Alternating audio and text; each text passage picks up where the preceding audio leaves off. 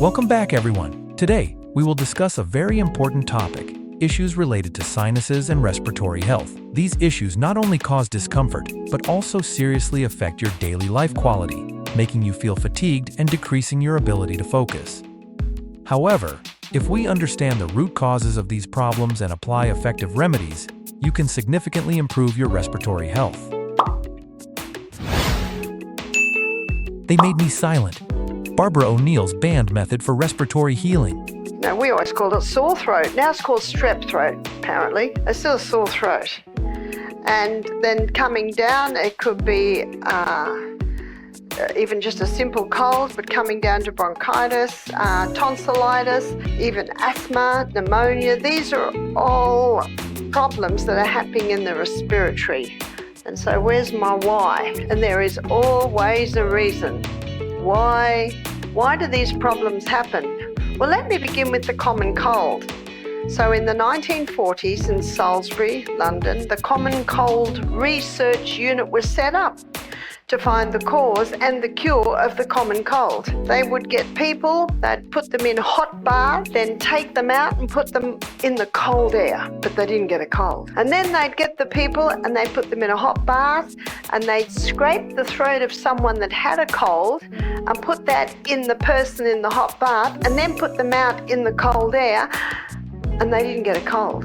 In fact, after 40 years, they closed down in disgrace, really, because of the total inability to find the cause and the cure of the common cold. And they never will, because a cold is a house clean.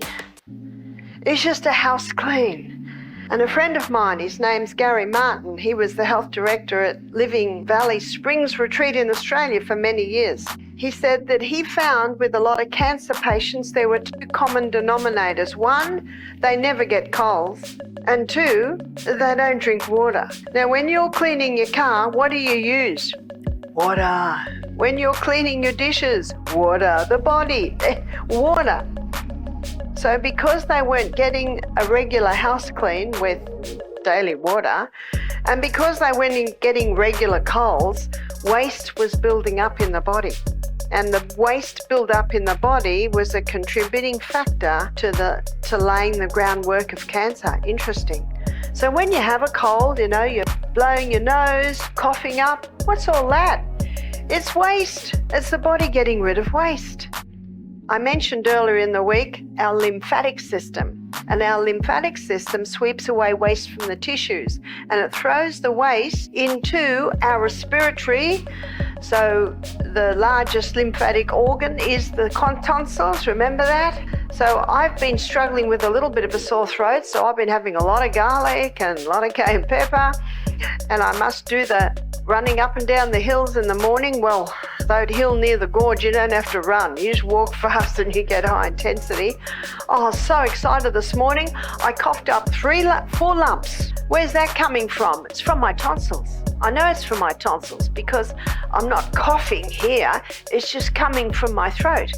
And so when I go home, I do oil pulling, which is olive swishing around 10 times and then release it out, either in you call it a trash can, or you don't call it a plug hole. Don't put it down the plug hole, the sink, you call it sinkhole, because coconut oil, when it goes hard, what happens? Solid.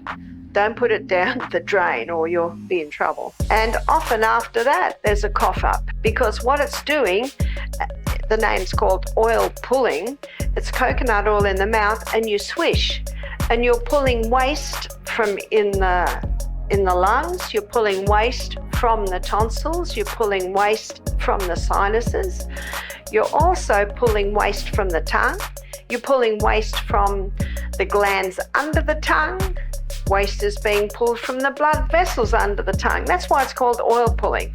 And Bruce Fife, F-I-F-E, he's written a whole book on it. One wonders how he could write a whole book on oil pulling, but he has.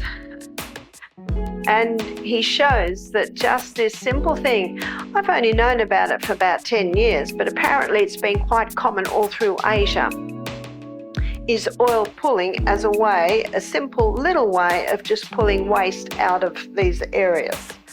So if you have a cold, if you have a sinus, if you have any chest, a part of what you do to the body to bring about healing can be oil pulling.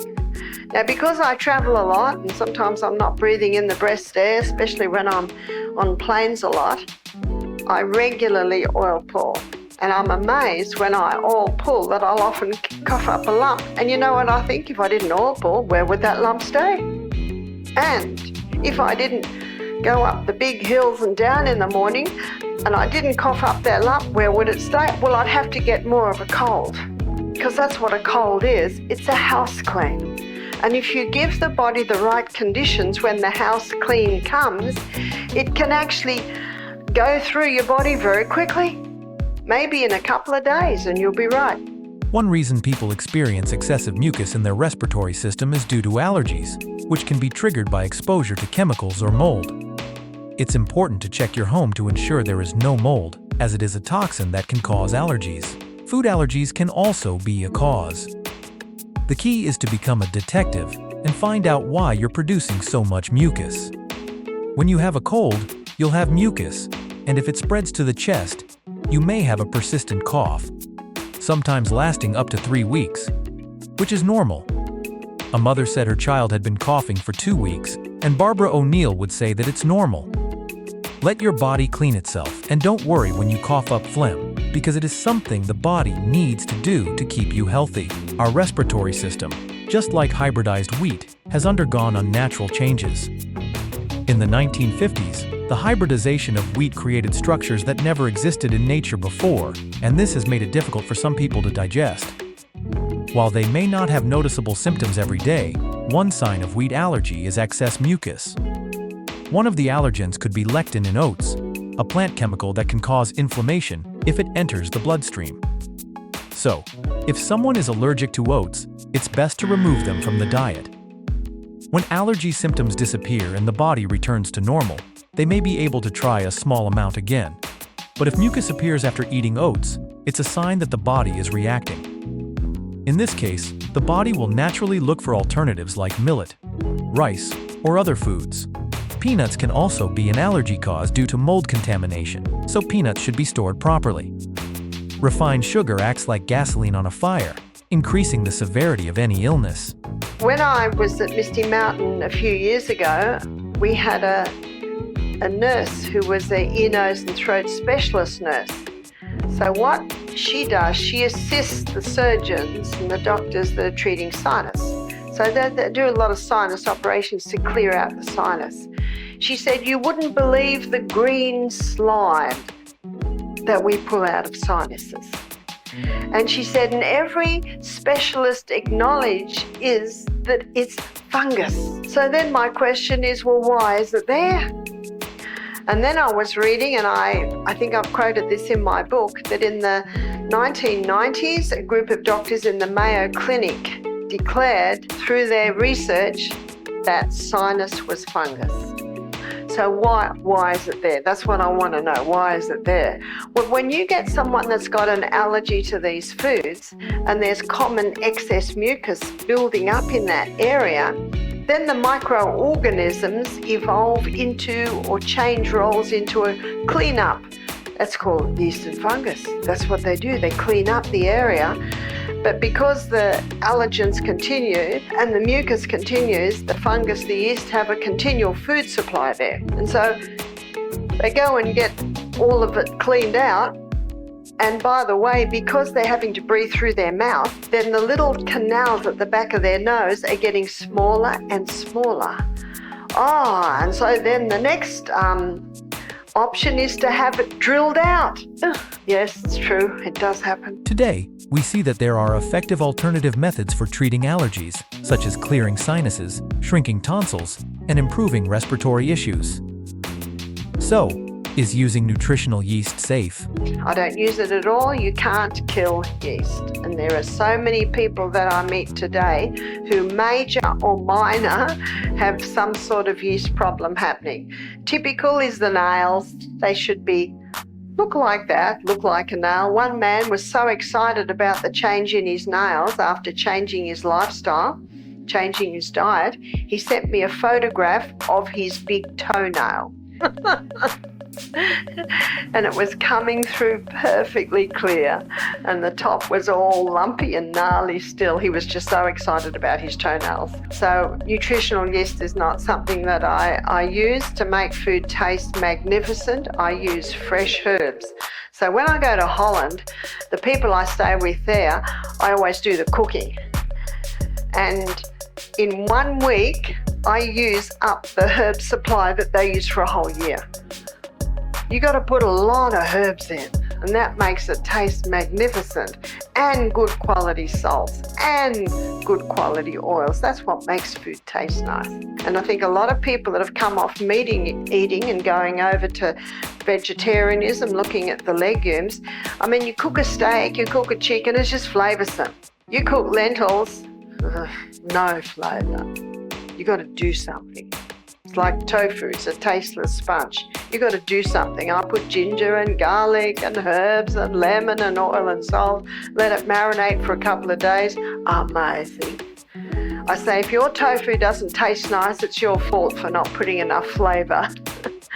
Flavour in it. Don't go lightly on the flavourings, you know.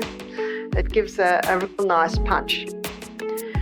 And so I'd like to give you a story of a lady that came to with sinus problem. It's quite an extreme story. She was 32. She was overweight. And she said, my main problems are sinus. She said, I have daily headaches. The pain is so much. So always mouth breather. Being a mouth breather, she's not getting oxygen into her cells. So you know what she's just been diagnosed with? Chronic fatigue syndrome. Can you see the diagnosis comes, but there's no assessment of why or what can be done about it? And I know in Australia with Medicare, the doctor's only allowed to spend 15 minutes with you. How much can you find out in 15 minutes? And that's why I believe each one of us should be our own doctor. Barbara O'Neill mentioned several powerful herbs that can support treating sinus issues, one of them being golden seal. Another great method for curing sinuses is using gold powder and sill, an inhalant that helps cleanse the sinuses.